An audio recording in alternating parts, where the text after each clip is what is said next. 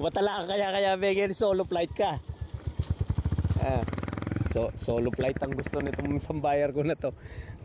Kaya meron pang paparating yan. Kaya kailangan mahintay ko bago ako mapunta ng kabilang harvest sa Mapler. Ito yung lugar ng fish pan namin, no? Ito yung fish pan na ina-harvest natin dito sa lugar namin, dito sa Candaba.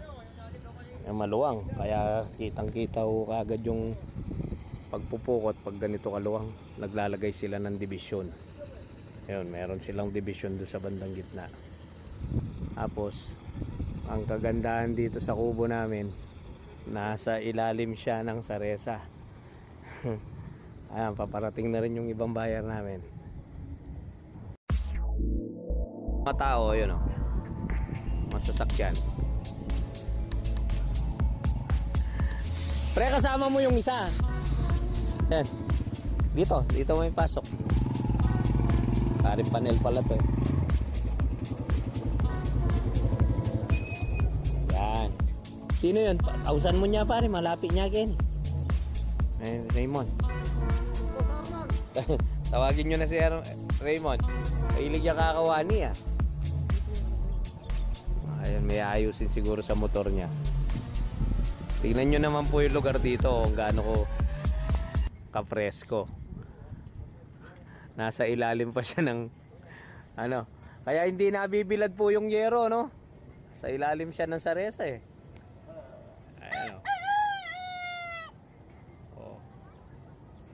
Kasarapan lang nito, maraming ipot ng manok to.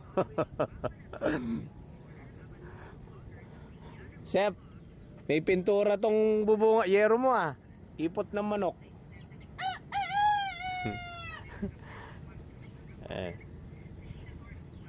Saan ka ba talaga pupunta kanina? Sa Batuyo, no? Walang tao. Wala silang tao. Di ba si Brad Raymond yan? Meron ako nakita maganda ro kaya bumili ako. Meron. Kala ko saan ka pumunta.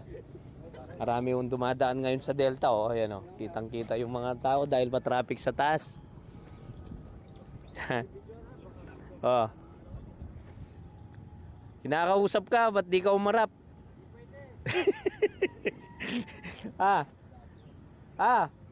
Ba't ganito makipag-usap si Raymond? Di marunong. Ilan ba ikakarga mo? Ba't tayo mo umarap? Talikod ka nagkikipag-transaksyon, hindi magandang sitwasyonan yan. Go.